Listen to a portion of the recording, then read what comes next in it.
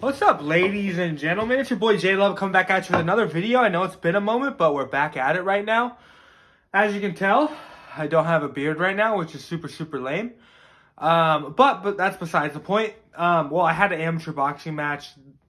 They make you shave. Anyways, it's growing back, so we're okay. I got another one.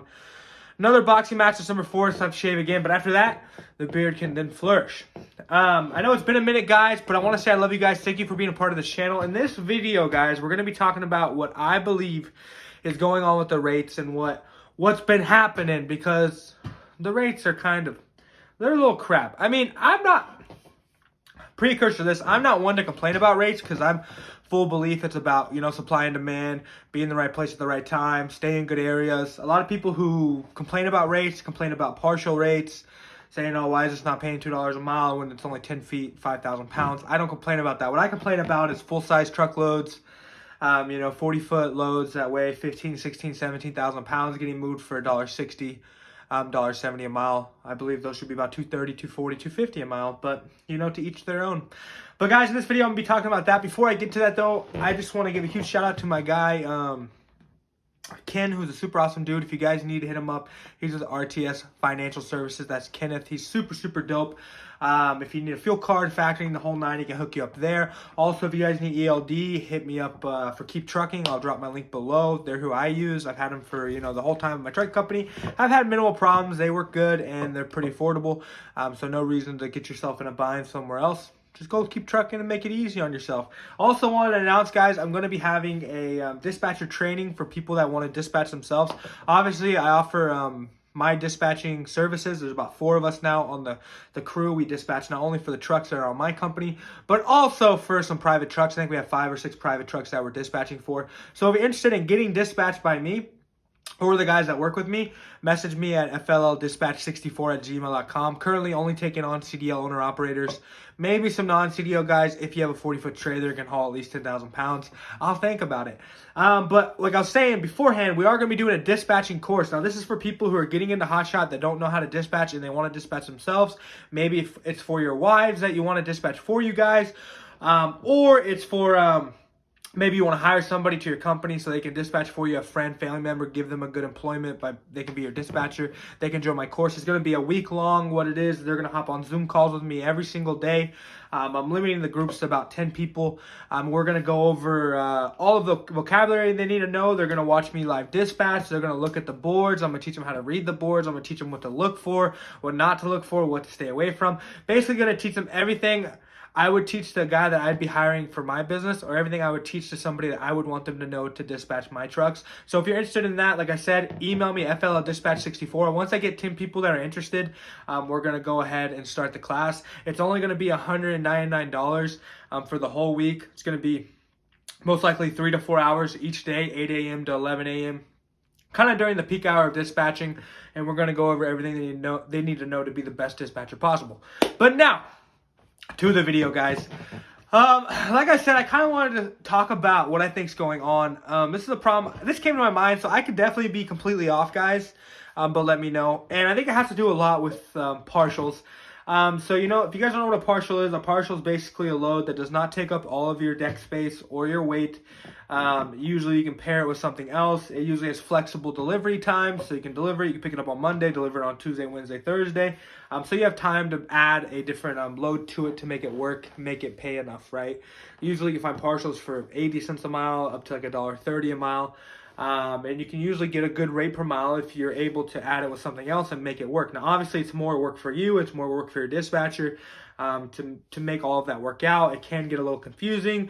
If you might be building a full load through partials, and then one of the partials backs out, or you can't get loaded for whatever reason, or you get stuck somewhere for whatever reason, then it kind of ruins your day, right? So partials are a little annoying sometimes. I don't usually work with them. I kind of stay away from them. But I do think they play a pivotal role in what's going on with the rates.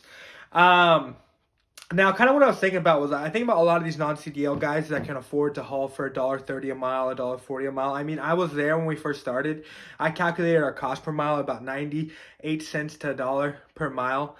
And I was like, well, $1.30, we're making 30 cents per mile, right? And a lot of people don't think about, what's your profit range, right?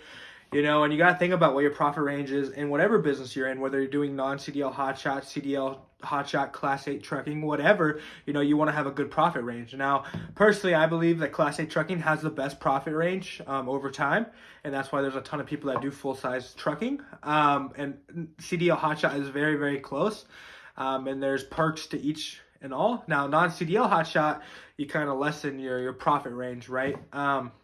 But you can afford, as a non-CDL hotshot, let's say you have a pretty affordable truck, a pretty affordable trailer, you don't have much overhead, you have pretty affordable insurance, you can afford to haul these partials that are paying $1.20, $1.30 per mile as dedicated loads, and still make pretty good money off the top, right? And that's kind of what the problem is, I think, is a lot of people are jumping into non-CDL hotshot, and these brokers are having these partials that they're moving as a partial because beforehand they thought, well, I can't move this as a full size at the rate we're trying to move it, so I'm going to move it as a partial, non-dedicated partial. But these non-CDL guys are taking it up, scooping it up for $1.30. They're making enough money to be able to, make a profit, so they're not pairing it with anything, and they're delivering it next day. And so these brokers are getting this false sense of, oh, I can move this as a full-size load. And so the rates start dropping a little bit because these partials are now getting moved as full-size, dedicated runs for $1.30, $1.40 a mile. And they're probably like, well, if I can run this dedicated $1.30, $1.40 a mile, what can I do with my actual full-size loads? And then they start popping them on the load board for $1.70, $1.80 per mile. And they do get taken up because you do have guys who have less overhead than others. In their mind, they can afford to move freight. And I see a lot of people, always complaining about cheap freight, and I know what number we need to be at. I know what number I want my trucks to stay at, and that's about 230, 240, 250 per mile. Obviously, we do take loads sometimes that are $2 per mile. We do take loads sometimes that are $1.80 per mile, depending on what area we're in and depending on where we're going, right? A lot of people, when they're going home, trying to get to specific area, they don't have many options, right? So they take the $1.60 per mile, $1.70 per mile to go home. But if you take somebody, for example, that has a brand new F550, 40-foot trailer, he pays a good premium on insurance. His cost per mile is probably going to be $1.60 or $1.70 per mile. So he wants to stay around $2.20 per mile, $2.30 per mile to make a good profit. And he can haul about 17, 18, 19, 20,000 pounds. Now you take a guy who has an older F450, maybe like a 2012, 2013. He has a 40-foot trailer that's a little bit older as well. He's an older guy, and so his insurance isn't as expensive. His cost per mile might be about $1.30, $1.40 per mile. And so he's comfortable being at $1.80 per mile. But because he can take it at $1.80 per mile, he's comfortable doing that, then, the brokers are going to be like, okay, we can move it for $1.80 per mile. Now, is it that guy's fault that he's going to move it for $1.80 per mile, and that I have to move it at $2.20 per mile? Well, no, it's not his fault because he has a less, his cost per mile is less than mine, right? And, if we move forward into what Hotshot's going to become, and it's becoming more affordable hauling, right? Like, these people who are spending a lot of money and need to be at $2.30 per mile, we're going to get priced out of the market because you have all these people that can afford to move at $1.80 per mile or $1.70 per mile, right? And that's the difference, guys. It's like, so I have nothing against the guy that has a lower cost per mile than me, but I still need to be at $2.20 and $2.30 per mile because of our cost per mile, guys. So I don't think the biggest thing, guys, isn't to hate on the people that found ways to run stuff more affordably. It's mostly to guide new people that are getting into Hotshot the right way and help them realize that, hey, I know you can probably afford to make good money off 270, 280 per mile, but we as a collective group can get the brokers to pay 220, 230, 240, 250 per mile, right? Just because you can afford to run at 280 or $1.80 per mile doesn't mean you should. You know what I'm saying? So I think that's where it falls on us, guys. So I think kind of if you take all that and put it all together, we can kind of see why the rates are decreasing over time. Like I said, guys, it is a winter. That plays a huge factor. I don't see Hotshot, the rates dropping down super low to where it's like going to price a lot of us out of the picture in the long run. But it is important that we don't hate on people that are taking these cheaper freights because they can afford to, and maybe they're new and they're like, yeah, I can afford to. Why not, right?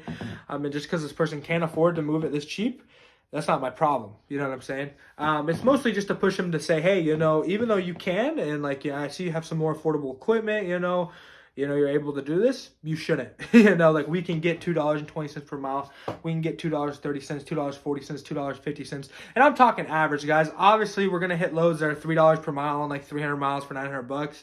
But wouldn't it be great to have consistent loads that are 1,000 miles plus, paying 260, 270 per mile, all the time. And we're able to move them and move them and move them, and that's what I want the market to turn into, and I want the market to look like. I feel like that's what we all want to, and we could definitely be making really, really good money with that.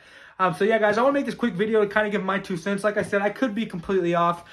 In the comments below, tell me what you think's going on, how you're trying to survive these times. Like I said, it's not really that bad. We have a new lease on starting. Our guys are still making good money, but dispatching is getting more difficult. It's more difficult right now than it is in like April. You know what I'm saying? Because it is the winter. There's less construction. There's less stuff going on. It's just important, guys, that we guide people getting into the company, into Hotshot the right way, and we help them out and we motivate them. We're a community, we're a group. I don't think it's because there's a ton of trucks in Hotshot. I don't really think it's a problem. I think it's just people are finding ways to haul more affordably. Owner operators with truck and trailers that don't pay a lot of money out of pocket are, they're seeing that they're making profits even at $1.80. And then you have these non-CDL guys that are moving partials as dedicated freight, which gives the brokers, a different outlook of what, partials should be.